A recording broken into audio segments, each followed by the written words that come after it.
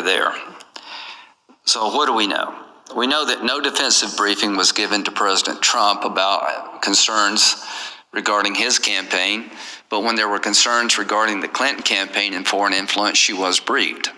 We know that Senator Feinstein was briefed when the FBI thought maybe a member of her staff was connected to the Chinese intelligence community. All of these investigations of the Trump campaign were counterintelligence investigations. Not one mentioned to President Trump, you may have a problem with Papadopoulos. Well, if you look at the transcripts of the bar talk with Mr. Papadopoulos, he says in the transcripts, he didn't even know he was being recorded, that no, he's not working with the Russians. He hasn't received any information from Russia. That would be treason. That would be a crime. The whole premise of Crossfire Hurricane was a report by a Australian ambassador to the United Kingdom that was given to somebody in our office in London. That makes its way back to Washington. They've got all this information where Papadopoulos denies working with Russians, and they just plow ahead. Compare that to the September CIA memo to the FBI suggesting that Hillary Clinton has signed off on a plan to link Trump to Russia to draw attention away from her email server problem. This is our CIA telling the FBI they have credible information, an investigative lead, that Hillary Clinton, the Democratic nominee, is trying to link Trump to Russia for political purposes, and the FBI completely ignored it, apparently threw it in the garbage can, and considered a Australian ambassador meeting in a bar more reliable, didn't give it 1 minute of attention. And the reason that's important, it begins to explain how this all happened. Christopher Steele was on the payroll of Fusion GPS, who was on the payroll of the Democratic Party. Christopher Steele was working for the Democratic Party. He provided a dossier that used a Russian source who was suspected of being a Russian agent years before, and it turned out to be a bunch of garbage. So the reason the FBI should have looked at what the CIA had told them is it begins to make Crossfire Hurricane make more sense. That this whole thing was cooked up in July. That the whole idea of Trump-Russia connections were not real.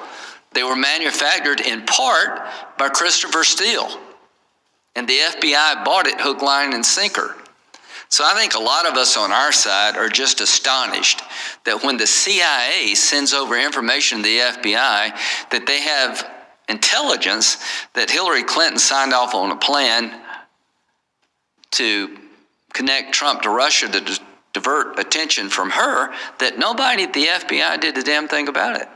Well, who did they send it to? Peter Strzok. Are you going to have me believe that Peter Strzok was fair-minded when it came to Trump Clinton? Doesn't it make a lot of sense that the person who hated Trump thought he should lose $100 million to nothing, thought he was an idiot, totally invested in making sure he never becomes president? Is it very far-fetched to say that when he got the information about Clinton, he just purposely did nothing with it? How do you explain a system this out of control? The most high-profile case maybe in the history of the FBI, at least near the top, that when the subsource is interviewed on 2 separate occasions and the information is damning to the dossier, it's exculpatory in nature, it never makes its way up to anybody who actually signed the warrant. What kind of oversight existed for this to happen? How serious were they about checks and balances? Why didn't they go to Trump and do for Trump what they did for Clinton? We think you may have a problem, you need to correct it. It's pretty obvious to us that Crossfire Hurricane started basically with a conversation in a bar.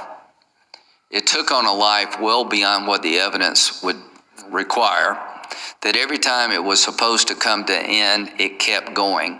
Every time they received some information that made the whole premise of the case unreliable, they ignored it.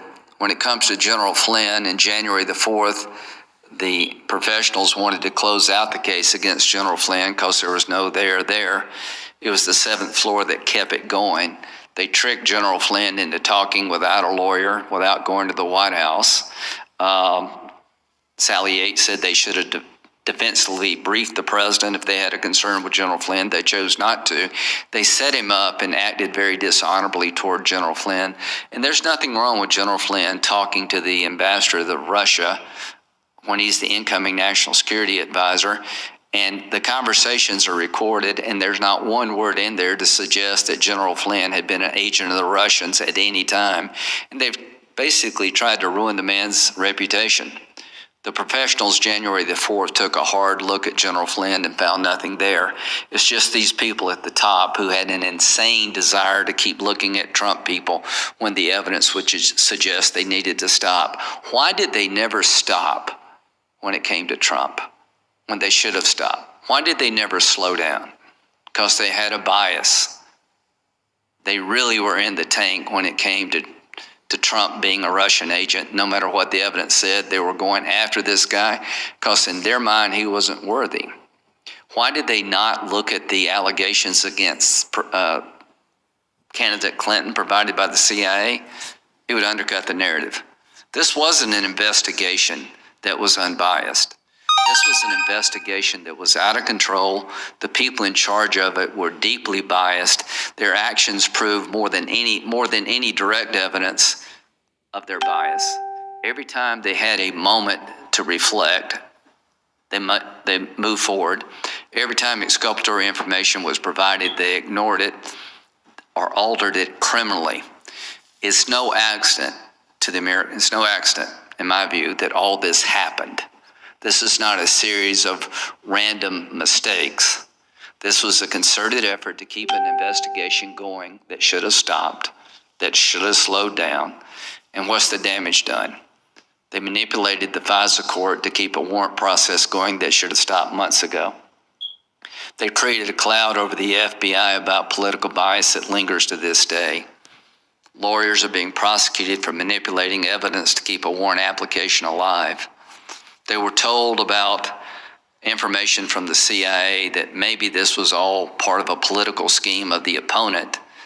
They ignored it. They knew that the Christopher Steele dossier was suspect. They knew that the source was a prior suspected Russian agent, and they kept going and going and going. And they never at one moment gave President Trump a briefing that every other candidate should expect.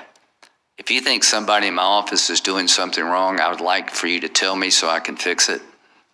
They weren't trying to protect Trump. They weren't trying to protect his campaign from foreign influence. They were trying to undercut the president. They were trying to keep an investigation going against a president, a candidate they despised. They had one standard for Trump, vastly different than that of candidate Clinton. And my Democratic colleagues say, let's move on. To this day, years later, I've yet to find one person who will take responsibility for manipulating the FISA court. I didn't know. If I knew then what I know now, I wouldn't have signed it. So who are we to blame? Is it somebody at the bottom of the pyramid who had all this exculpatory information and for some reason didn't share it? Is that what the system's come down to? Blaming somebody at the bottom? They take responsibility in name only. They don't seem to appreciate the gravity of damage done to the FBI and to the investigative process when they say, no, of course I wouldn't have signed that warrant.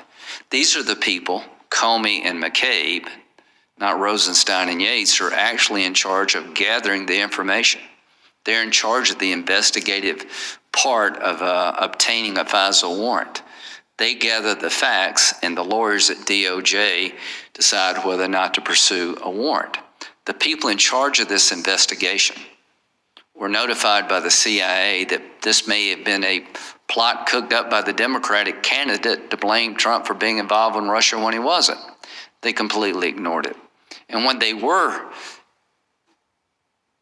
hit hard by the facts that the dossier was a bunch of garbage, it just magically never made it up to their desk.